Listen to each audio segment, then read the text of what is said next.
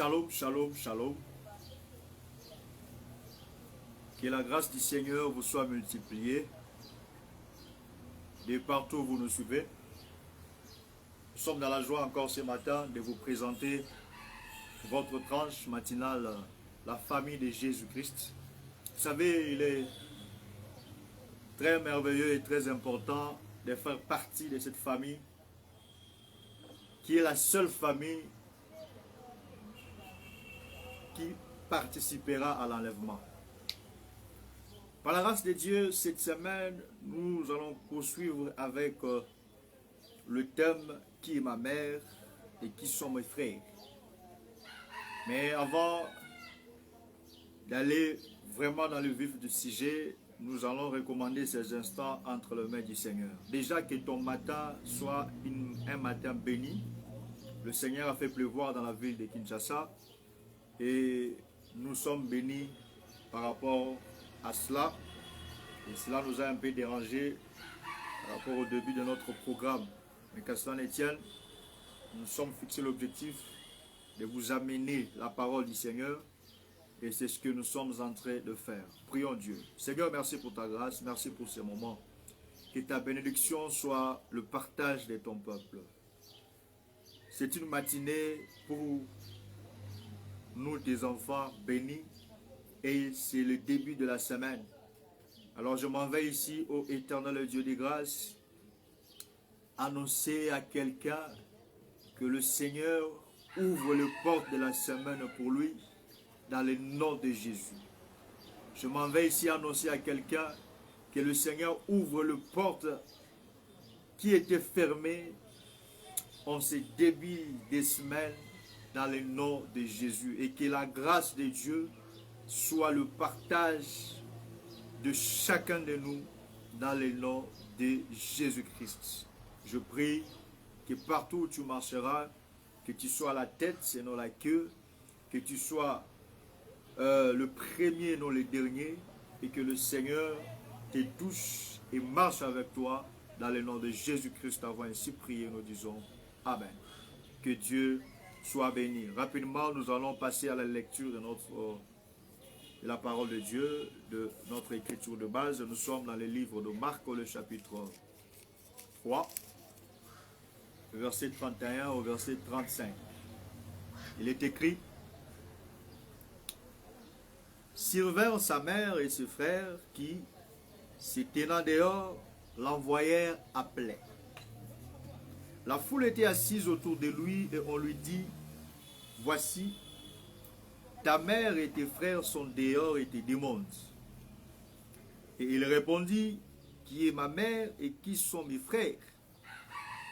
Puis jetant les regards sur ceux qui étaient assis tout autour de lui, Voici, dit-il, ma mère et mes frères.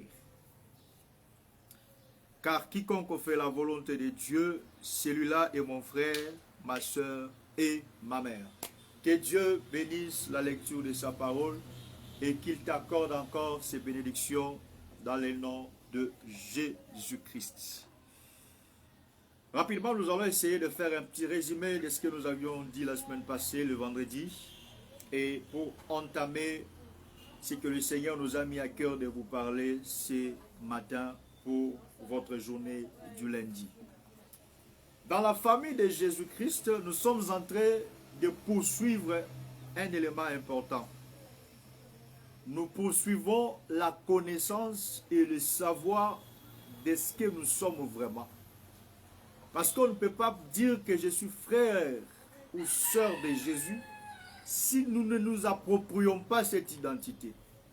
C'est que le peuple de Dieu, le frère qui nous suivent, les enfants de Dieu qui nous suivent, et ceux-là qui sont païens, qui veulent faire partie de cette famille de Jésus-Christ qui nous suivent, doivent comprendre que la famille de Jésus-Christ, c'est la seule famille que le Seigneur peut connaître, que le Seigneur connaît et que le Seigneur a un projet de bonheur pour eux. Parce que Dieu n'a pas seulement des projets de bonheur. Dieu a aussi des projets de malheur. Vous voyez? Car la Bible dit, qui dira qu'une chose arrive sans que l'Éternel en soit l'auteur? Ce c'est que s'il y a des projets de bonheur, il y a aussi des projets de malheur. Vous comprenez?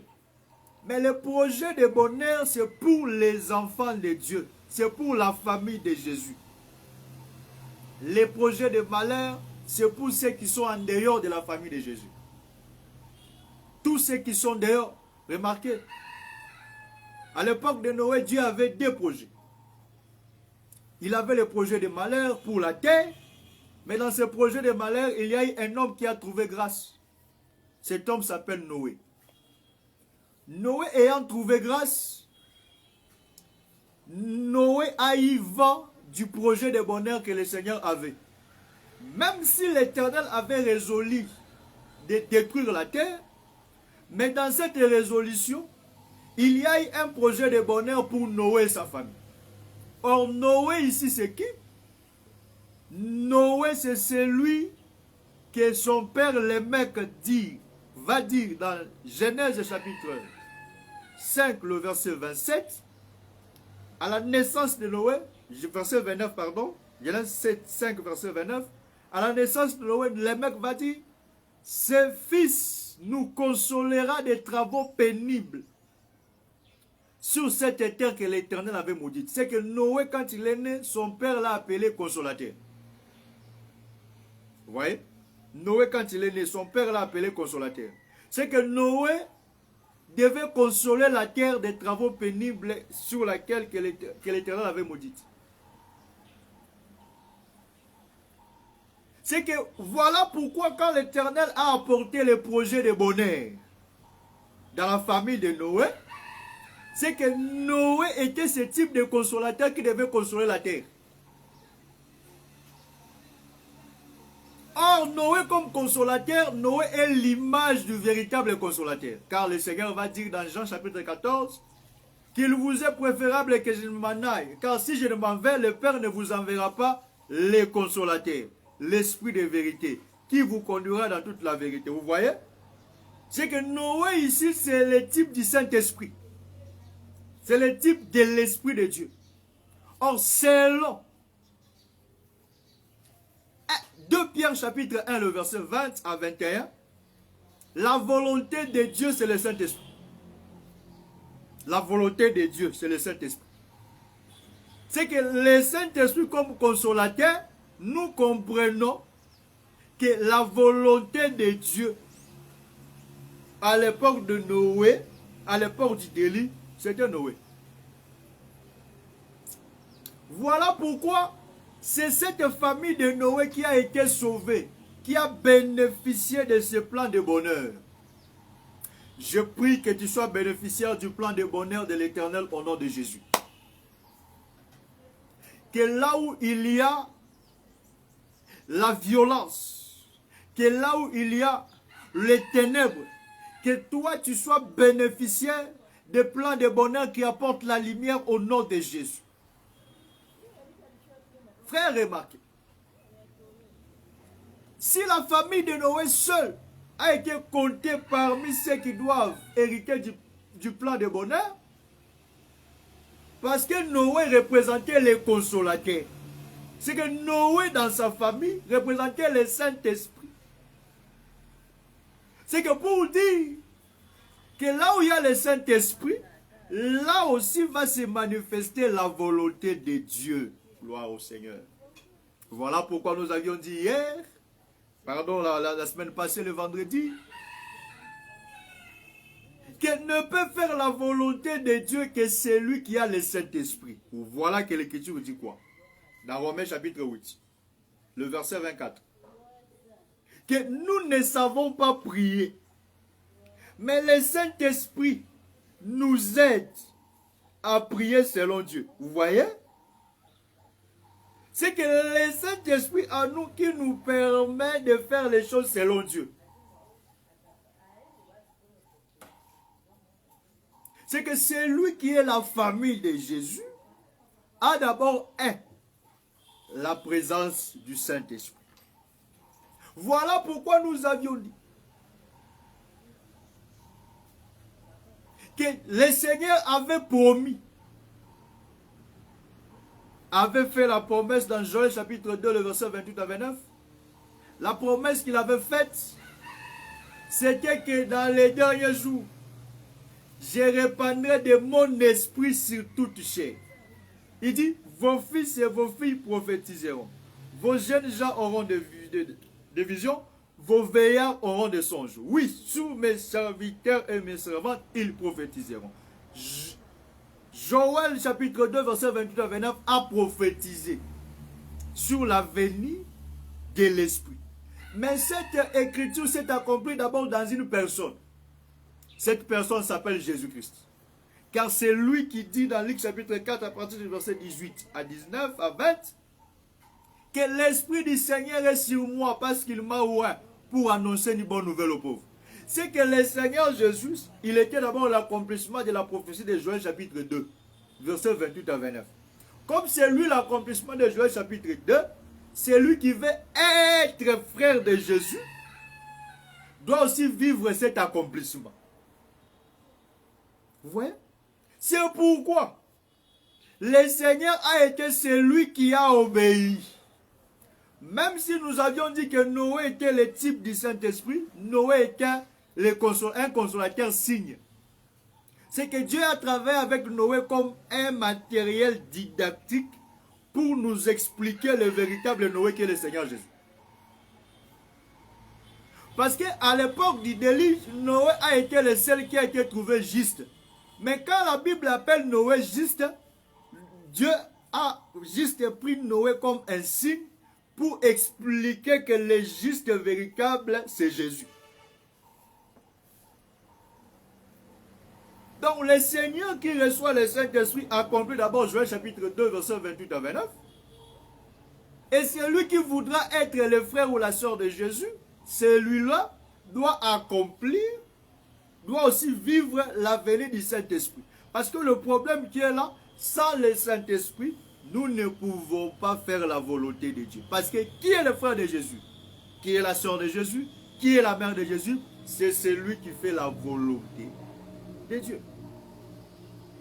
Or, la volonté de Dieu, selon 2 Pierre chapitre 1, le verset 20 à 21, c'est le Saint-Esprit. Vous voyez? La volonté de Dieu, c'est le Saint-Esprit, c'est lui. La volonté de Dieu vient du Saint-Esprit. Voilà pourquoi l'expression de frères et sœurs et mères de Jésus ont trouvé leur accomplissement sur tout le peuple dans Acte 2, le jour de la Pentecôte.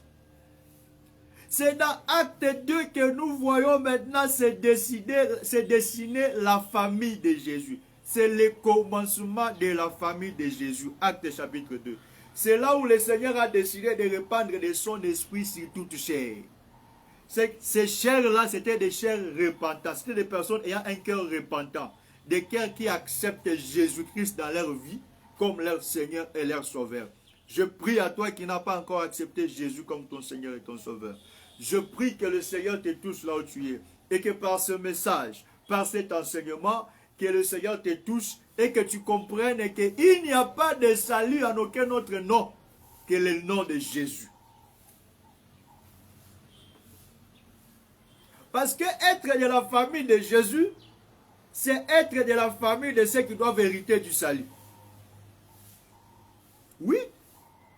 Parce qu'on ne peut pas être de la famille d'un sauveur si nous-mêmes ne sommes pas sauvés. C'est ça Noé. Vous ne comprenez jamais pourquoi autant de déluges. Noé a été sauvé seulement avec sa famille. Frère, le salut c'est un problème de famille. Le salut c'est un problème de famille. Noé a seulement été sauvé par sa famille. Dieu pouvait aussi faire en sorte que des gens en dehors de sa famille puissent être sauvés. Mais cela n'a pas été le cas. Noé a été sauvé avec sa famille. Donc pour dire que le salut c'est un problème de famille. Remarque, nous prenons ça pour illustrer. Paul dit aux geôliers qui après que les portes de prison soient ouvertes, pendant la louange que Paul et Silas étaient en train d'entonner dans la prison, les geôliers voulaient se tuer parce qu'il a cru que tout le prisonnier s'était évadé. Les geôliers voulaient se donner la mort. Et Paul va lui dire, nous sommes là, ne te donne pas la mort. Mais après, il va lui dire, crois au Seigneur Jésus. Première des choses. Et tu seras sauvé, toi et ta famille. C'est que le salut, c'est un problème de famille. J'ai pris cet exemple pour seulement expliquer que le salut, c'est un problème de famille. Noé a été trouvé juste. Il a trouvé grâce d'être trouvé juste. Et le salut est entré par lui et il a sauvé sa famille. Mais Noé ici, c'est Jésus. Jésus qui est le véritable juste, mais qui ne doit que sauver sa famille. Très important. Voilà pourquoi Jésus étant né juif, étant né israélite, la Bible dit qu'étant venu chez les siens, c'est qu'il était venu chez sa famille dans la chair. Parce que la pensée du salut, c'est la pensée du salut, le salut est lié à la famille. Dans la chair. Mais quand sa famille dans la chair l'ont rejeté, maintenant il a fait de quiconque croit sa famille. Aujourd'hui, nous sommes la famille de Jésus d'abord par la foi.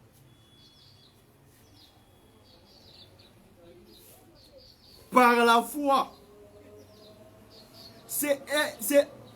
Quand nous avons la foi à la parole, c'est alors que Dieu nous donne le Saint-Esprit afin que le Saint-Esprit puisse consolider cette appartenance à la famille de Jésus. C'est alors que quand nous allons marcher comme fils de Dieu. Mais être fils de Dieu, c'est avoir l'esprit, le Saint-Esprit. Car il est écrit, ceux qui sont fils de Dieu sont ceux qui marchent selon l'esprit. Donc comprenez que la volonté de Dieu est avec le Saint-Esprit. Sans le Saint-Esprit, il n'y a pas la volonté de Dieu. Voilà pourquoi Jésus-Christ était celui qui a obéi à la croix.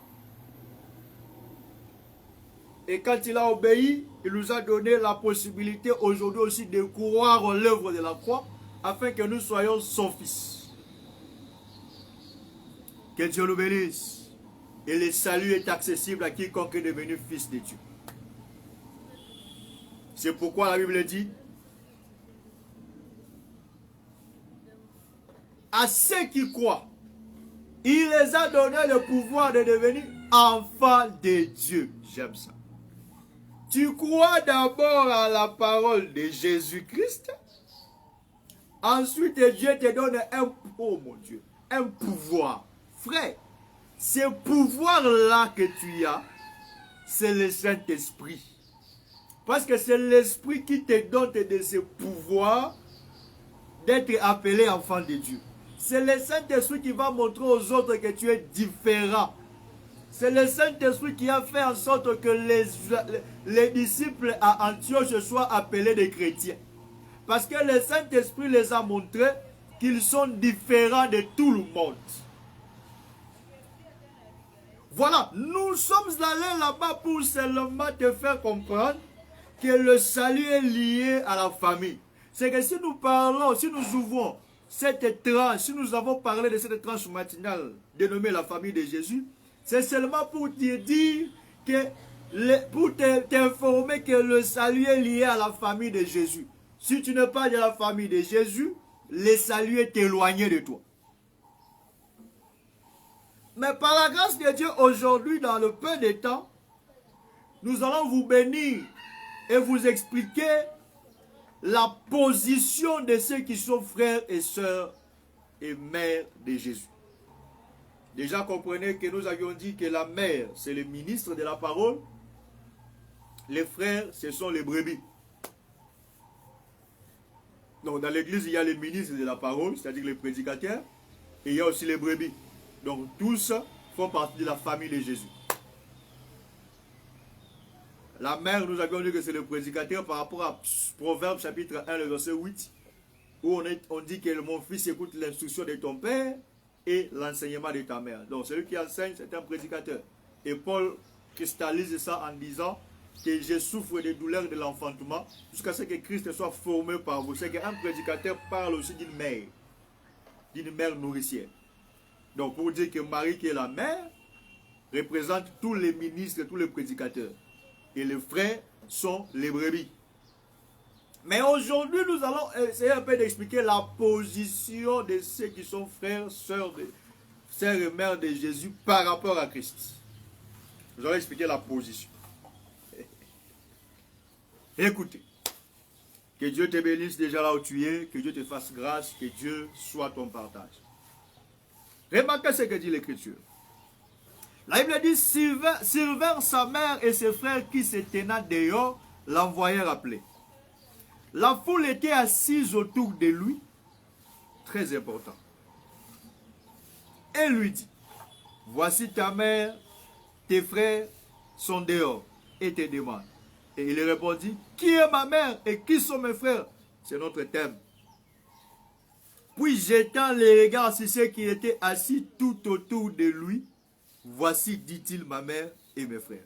Car quiconque fait la volonté de Dieu, celui-là est mon frère, ma mère, ma soeur.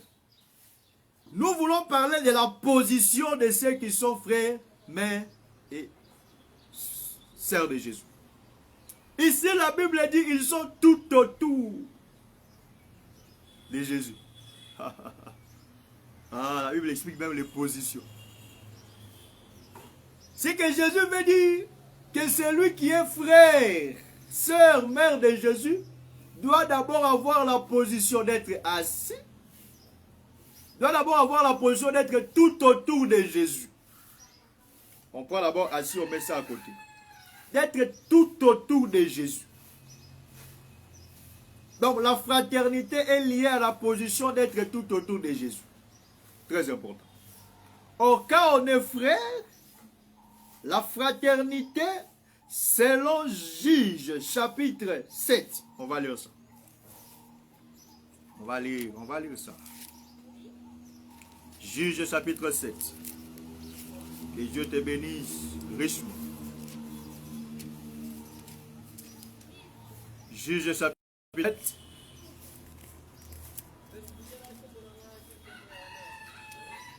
Le verset 18 au verset 19, il est écrit. Il dit à Zébak et à Tsalmouna, comment étaient les hommes que vous avez tués à Tabor? Ils répondirent, ils étaient comme toi, chacun avait l'air d'un fils de roi. Il dit quoi? Ils étaient comme toi. Il dit, c'était mes frères, fils de ma mère. L'Éternel est vivant. Si vous l'issiez laisser vivre, je ne vous tuerai pas. Qui Gédéon est en train de dire c'était mes frères, c'est là qui était comme lui. C'est que être frère de Gédéon, selon cette écriture, c'est être comme Gédéon. C'est que la fraternité ici, c'est quoi? C'est la ressemblance. Vous voyez? La fraternité, c'est la ressemblance. C'est que être frère de Jésus, c'est être comme Jésus. Être sœur de Jésus, c'est être comme Jésus. C'est que quand nous parlons de frères et de sœurs de Jésus, nous parlons seulement de la ressemblance. C'est qu'un frère doit ressembler à son frère. C'est que c'est d'abord la ressemblance. Que Dieu nous bénisse. C'est que Jésus doit ressembler à la foule. Ceux qui sont tout autour de lui. C'est ça la famille de Jésus. Donc on doit voir Jésus chez ceux-là qui ont crié au Seigneur. C'est pourquoi les disciples ont été appelés chrétiens. Parce qu'ils avaient obéi à cette écriture. Parce qu'ils étaient devenus des frères de Jésus et des sœurs de Jésus. Mais la position des frères et des sœurs de Jésus, c'est très important. On dit que ces frères et les frères et les sœurs de Jésus étaient tout autour de Jésus. Que faisaient-ils? Ils avaient la position d'être tout autour, et dans cette position d'être tout autour, ils étaient comme Jésus. À ce que je comprends, celui qui est comme Jésus, il ressemble aussi aux frères qui sont tout autour. c'est que Jésus reflète l'image de sa ressemblance à toutes les personnes qui sont tout autour. C'est que si moi je ressemble à Jésus, directement je dois ressembler à mon frère qui est à mes côtés. Directement je dois ressembler à ma soeur qui est à mes côtés. C'est que nous tous nous sommes influencés par l'image de la ressemblance à Jésus. Vous ne voyez pas ça? Remarquez. Apocalypse chapitre 4 est en train de dire quelque chose d'important. Lisons. Apocalypse chapitre 4. Il est écrit.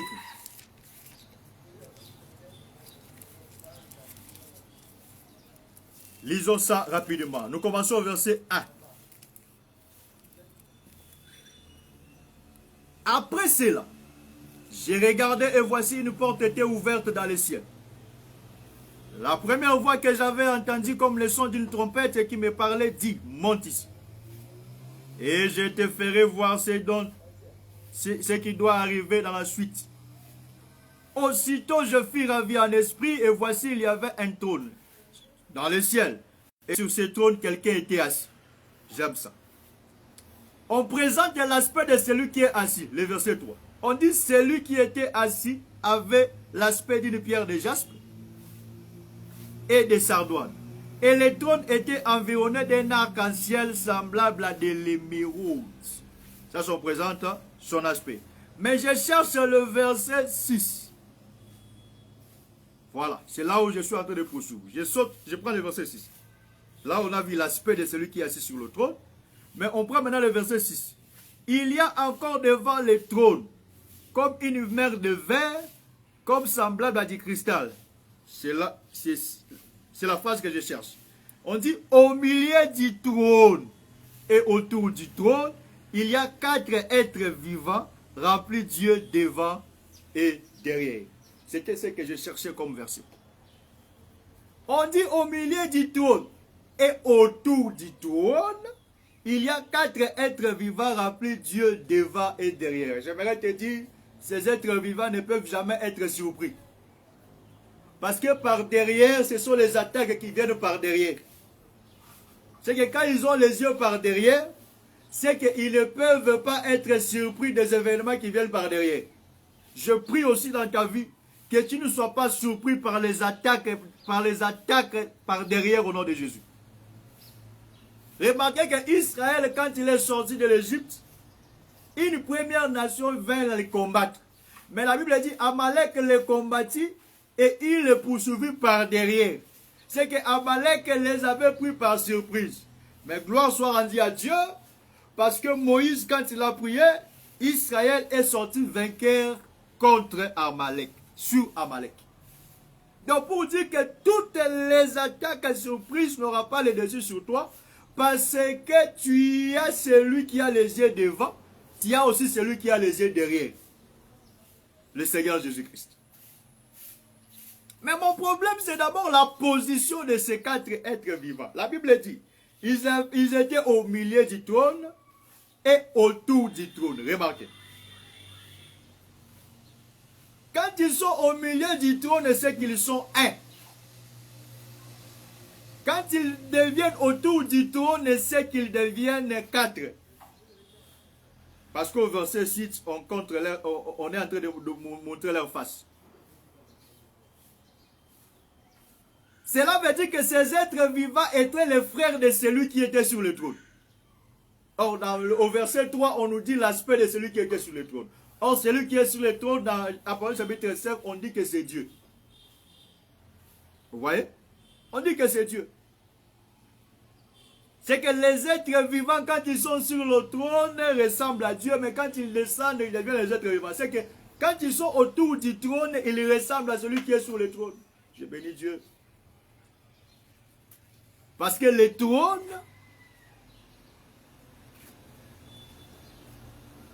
si nous voulons comprendre le trône, il faut aller visiter le frère Salomon. Parce que c'est Salomon qui explique le trône de Dieu.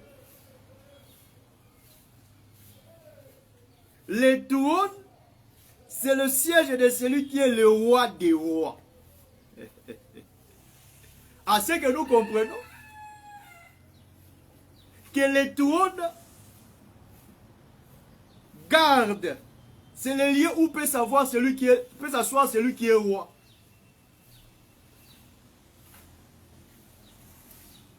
C'est que le trône est important. Or, l'Écriture est en train de dire qu'en Jésus habitait corporellement toute la divinité. Ah, c'est que nous comprenons que Jésus était le trône de Dieu. C'est que si tu regardes Jésus, c'est en réalité tu vois Dieu. C'est que nous voulons simplement dire que ceux-là qui étaient sur les trônes, c'était en réalité Jésus lui-même. Mais quand ils quittent les trônes et ils prennent la position d'être autour du trône, ils deviennent les frères et les sœurs de Jésus. Attention. C'est pourquoi la mère, les frères et les sœurs de Jésus, quand ils viennent trouver Jésus, ils trouvent Jésus avec la foule assis autour de lui. Frères et sœurs. Cette position veut expliquer seulement que cette foule est l'image des êtres vivants qui sont autour du trône. Or, le trône ici, c'est Jésus. Or, c'est sur le trône que les voix sortent. C'est sur le trône que les éclairs sortent. Sur le trône que les tonnerres sortent. Or, les éclairs, les tonnerres expliquent une parole de jugement. Une parole puissante, une parole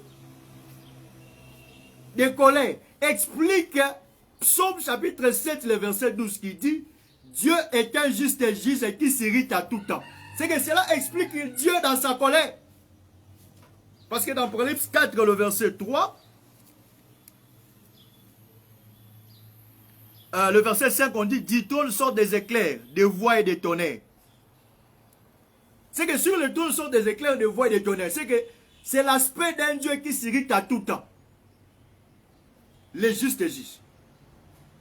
Mais ce que j'aime, Dieu s'irrite à tout temps, mais il y a quelque chose qui empêche la colère de Dieu. Qui empêche Dieu de venir frapper. La Bible dit, quand on parle de son aspect, il avait l'aspect de la pierre de jaspe et de sardoine. Mais on dit que le trône était environné d'arc-en-ciel qui était semblable à de l'émeraude. Or, si tu veux comprendre l'arc-en-ciel, il faut aller chez Noé. Parce que chez Noé, on a dit que je mettrai mon arc dans la nuée. Et quand je verrai ça, je ne frapperai plus la terre. C'est que l'arc est un signe qui apaise la colère de Dieu. C'est que si tu vois l'arc autour du trône, même si les trônes sortent des éclairs, des voix, et des tonnerres, mais à cause de la présence de l'arc, Dieu ne frappe pas. Vous voyez? C'est que la présence de l'arc qui apaise la colère de Dieu. C'est que la présence de l'arc, c'est le temps de la grâce. Alléluia. Or, qui a apporté les paroles de grâce? C'est le Seigneur Jésus. C'est que Jésus, quand il est en train de parler à la foule, il était en train d'annoncer des paroles de grâce. Mon Dieu. Il était sur le trône. Lui, le trône de Dieu. Lui, Dieu fait chair. Il annonce les paroles de grâce. Parce que Jésus, c'est celui qui apaise la colère du Père. Il vient avec les paroles de grâce. Mais quand il vient avec les paroles de grâce, il annonce à la foule qui est assise tout autour de lui. C'est de cette foule qu'il est en train de dire que ce sont eux-là qui sont ses frères.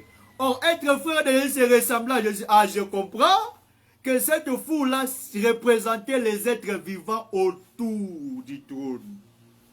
C'est que la famille de Jésus représente les êtres vivants autour du trône, autour de Jésus. C'est que celui qui ressemble à Jésus doit avoir la portion des êtres vivants en lui.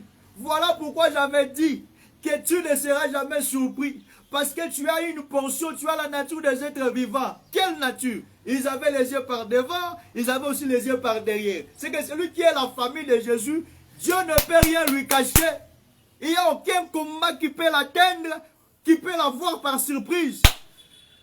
Tu es comme Abraham. À Abraham, l'Éternel a dit que cacherais-je quelque chose à Abraham? C'est que Dieu a refusé de cacher quelque chose à Abraham parce qu'Abraham avait la nature des êtres vivants. Il avait les yeux par devant, par derrière. Donc Abraham devait tout connaître. Et Dieu dit, je ne fais rien sans révéler ma parole à mes serviteurs, les prophètes. Attention.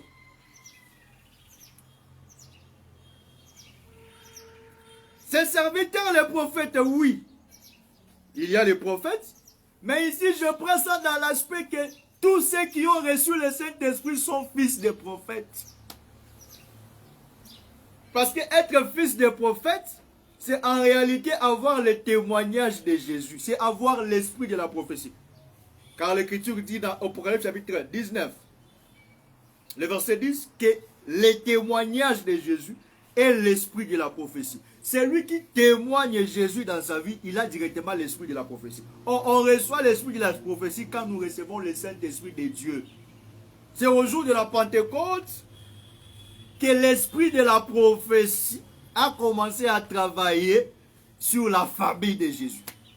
C'est ce jour-là que nous avons reçu l'esprit de la prophétie. Donc c'est lui qui témoigne Jésus à l'esprit de la prophétie. C'est pour dire que Dieu ne fait rien sans révéler sa parole à serviteur les prophètes. C'est qu'à toi aussi qui es fils de prophète, qui a l'esprit de prophète, tu ne seras jamais surpris par les événements. Je prie que toute forme de surprise désagréable ne t'atteint pas au nom de Jésus. Que tu sois toujours révélé des choses. Voilà, tu as la nature de ces êtres vivants en toi. Ayant cette nature des êtres vivants, tu ne seras jamais surpris des événements. Parce que non seulement tu ressembles à Jésus, Jésus commencera à te montrer les choses. Jésus commencera à t'ouvrir les choses. Voilà pourquoi quand le Saint-Esprit descend aussi avec les dons de l'Esprit, les dons spirituels. Que le Seigneur répande les dons spirituels sur le peuple de Dieu, sur ceux qui sont en train de nous suivre dans le nom de Jésus. Pourquoi? Parce que la position des enfants, de la famille de Jésus, doit être la position des êtres vivants. Être tout autour du trône. Être tout autour du trône. Cela veut dire être autour de celui qui annonce les paroles de grâce. Oh Dieu. Être autour de celui qui annonce les paroles de grâce. Parce que c'est lui qui a amené les paroles de grâce. Parce que lui, c'est l'arc-en-ciel qui apaise la colère de Dieu. Vous voyez ça? Maintenant, remarquez, frères et sœurs. Quand l'Écriture dit que dans les derniers jours, vos fils et vos filles prophétiseront, ça s'accomplit dans Actes chapitre 2, c'est alors que l'Église commence. C'est alors que la famille de Jésus entre en action. C'est alors que nous commençons à vivre la manifestation de ceux qui écoutent et mettent en pratique la parole de Dieu, la volonté de Dieu. Maintenant, remarquez, parce qu'on ne peut pas parler des êtres vivants si nous prenons ça, nous appliquons ça sur le plan matériel dans la vie des enfants de Dieu. C'est pourquoi, quand l'apôtre Pierre a parlé, il a commencé à annoncer l'évangile. Il a expliqué les choses. Les enfants, la Bible dit qu'ils eurent les cœurs vivement touchés. Avoir les cœurs vivement touchés, c'est que ces gens-là ont compris que nous devons faire partie de la famille de Jésus. Et Pierre leur dira, répandez-vous et que chacun de vous soit baptisé pour le pardon de vos péchés. Ainsi vous recevrez les dons du Saint-Esprit. Ils furent donc baptisés et ils reçurent le Saint-Esprit. Ensuite, après avoir reçu le Saint-Esprit, maintenant l'Écriture est en train de dire, parce que la position d'être autour de Jésus devait se manifester. Maintenant, cette position d'être autour de Jésus ici, chez les apôtres, c'est quoi? Dans l'église, c'est quoi? Dans la famille de Jésus, c'est quoi? Verset 41, il dit, ceux qui acceptaient la parole. Nous sommes dans Actes chapitre 2, verset 41. Il dit, ceux qui acceptèrent sa parole furent baptisés.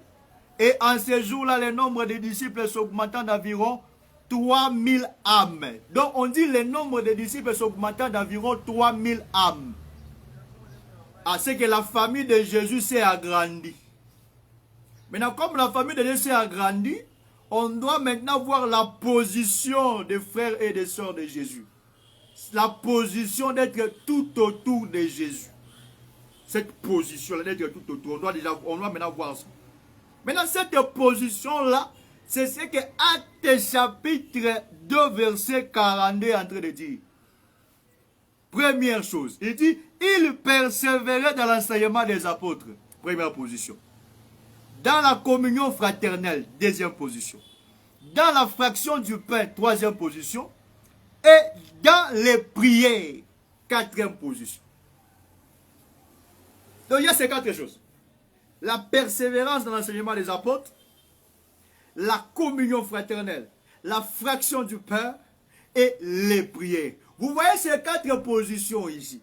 Ce sont les positions des êtres vivants autour du trône. Vous allez comprendre ça. Ce sont les positions des êtres vivants autour du trône. C'est aussi la position des frères et des sœurs de Jésus. C'est aussi la position de ceux qui sont appelés famille de Jésus. C'est que si tu es famille de Jésus, on doit voir la position des enseignements des apôtres, on doit voir la position de la communion fraternelle, on doit voir la position de la fraction du pain et on doit voir la position des prières. Or, la position des enseignements des apôtres, c'est ça. Le premier être vivant qui est le lion. Pourquoi?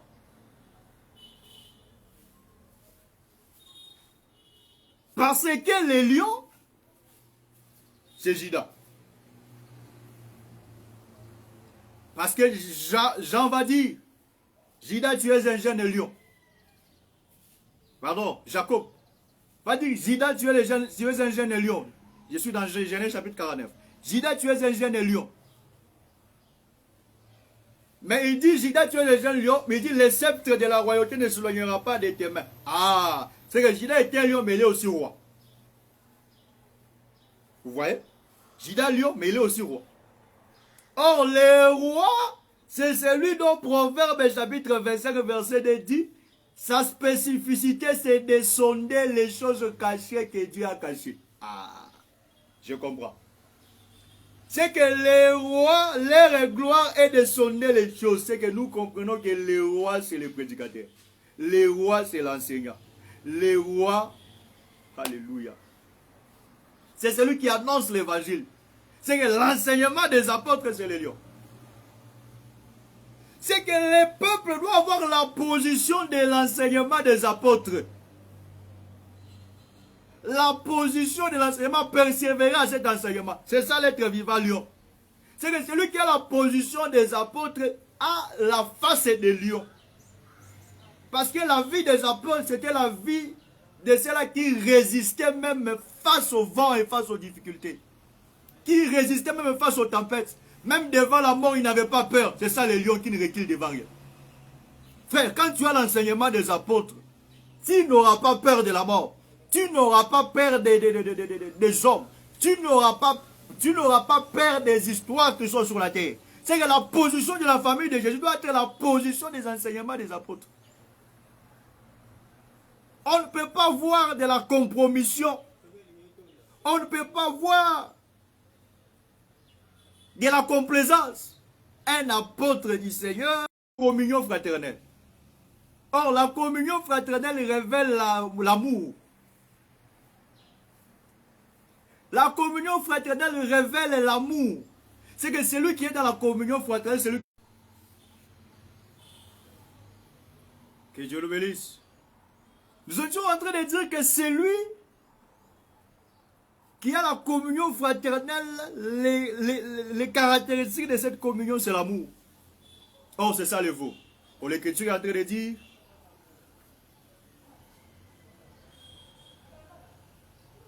que le veau, selon 1 Corinthiens 9, c'est le serviteur. Or, Jésus dit, on reconnaîtra que vous êtes mes serviteurs si vous vous aimez les uns les autres. C'est que la position de la famille de Jésus doit être la position de la communion fraternelle, la position de l'amour. C'est ça le veau autour du trône. C'est que quand tu as l'amour, tu as l'esprit du veau. Tu es comme le veau autour du trône.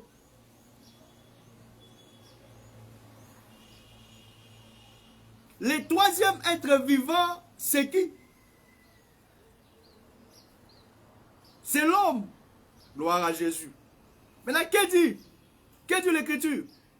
Nous devons avoir, par rapport à la famille de Dieu, nous devons avoir la position de la fraction du pain. La fraction du pain, c'est ça la Sainte Seine. Mais à qui le Seigneur a donné la recommandation de se souvenir de sa mort et de sa résurrection pendant la scène? C'est aux hommes. Parce que c'est l'homme qui a en lui les souvenirs. Voilà pourquoi nous disons que l'être vivant homme, c'est ça, par rapport à la position de la famille de Jésus, c'est la fraction du pain. Mais attention, quand tu fais la fraction du pain, il faut respecter l'ordre. Respecter comment est-ce que nous devons faire. Parce que la fraction du pain respecte un certain temps. On ne fait pas la fraction du pain la journée, on ne fait pas la fraction du pain le matin, mais on le fait le soir selon l'Écriture. Vous voyez? Maintenant, le quatrième être vivant, c'est l'aigle qui vole. Attention. L'aigle qui vole, c'est ça les prières. Pourquoi? Parce que l'aigle qui vole, il va où? Vers le ciel. Or, le ciel, c'est le lieu où habite le Père. C'est le lieu où habite Dieu. Or, l'Écriture dit, quand tu pries, entre dans ta chambre. Le Père qui est dans le secret te le rendra. Or, on dit quand tu pries, entre dans la chambre. Le Père qui est dans le secret te le rendra. C'est que dans la prière, on va chercher le Père. C'est que dans la prière, on monte comme l'aigle pour aller chercher le Père dans la dimension élevée. C'est que l'aigle, c'est la prière. C'est que ces quatre positions doivent être manifestes dans la famille de Jésus-Christ. Bien-aimé dans le Seigneur. Tu es la famille de Jésus, mais tu n'aimes pas, tu ne persévères pas dans l'enseignement des apôtres. Tu es la famille de Jésus, mais tu n'as pas l'amour pour manifester la communion fraternelle. Tu ne partages pas. Tu es la famille de Jésus, mais toi, la Sainte Seine, tu ne le fais jamais. Tu es dans la famille de Jésus, mais toi, les prières, tu es faible dans la prière. Mais je prie que le Seigneur te libère de ces choses au nom de Jésus. Remarquez, chaque être vivant se retrouvait dans l'autre être vivant. C'est que la face des lions pouvait se retrouver dans la face du veau.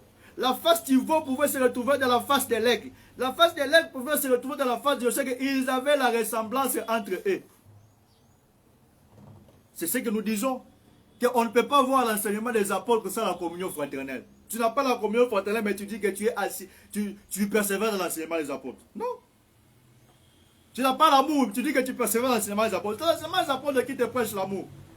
Tu ne peux pas faire la Sainte Seine ou saute la fraction de pain si tu n'as pas l'enseignement. C'est l'enseignement des apôtres qui t'a enseigné de faire la Sainte Seine. Tu ne peux pas faire les prières sans l'enseignement des apôtres. C'est l'enseignement des apôtres qui t'apprend comment prier.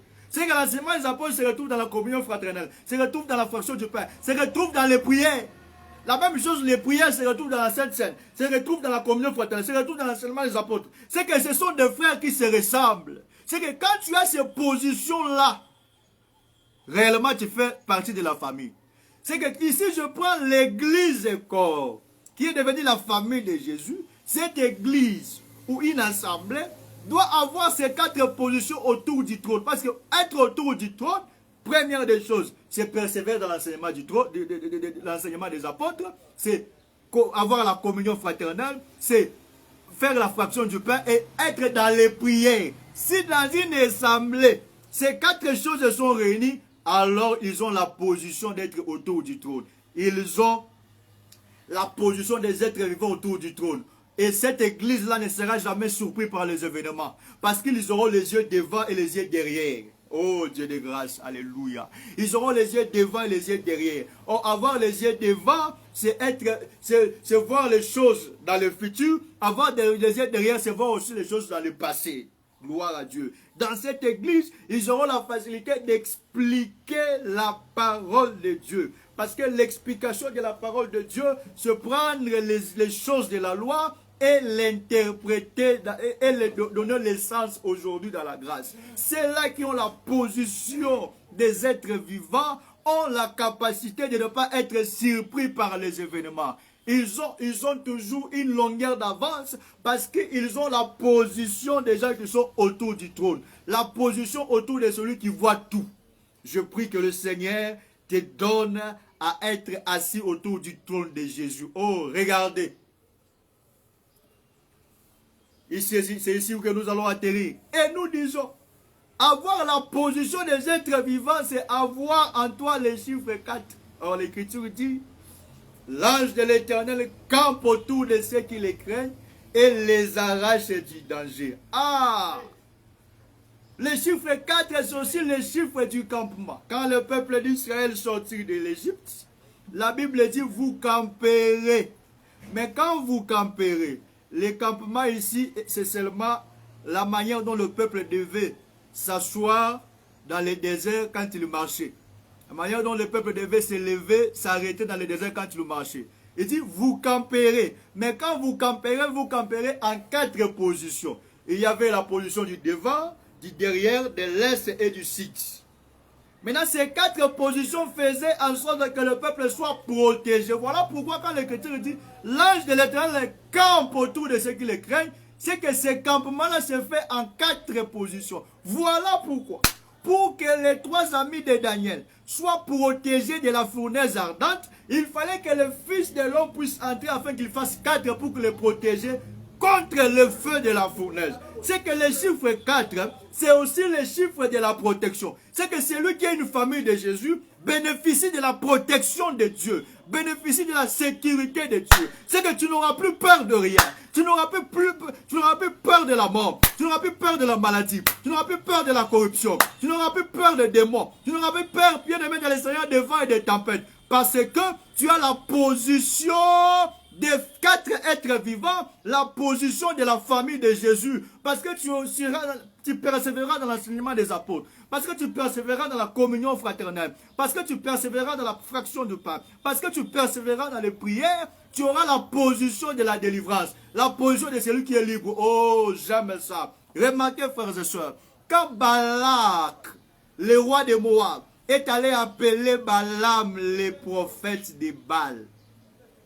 Quand il est venu pour maudire Israël, la Bible dit qu'il monta sur la montagne. Il jeta le regard sur le peuple. En jetant le regard, la Bible dit il vit le peuple de Dieu assis selon l'ordre du campement. Oh mon Dieu.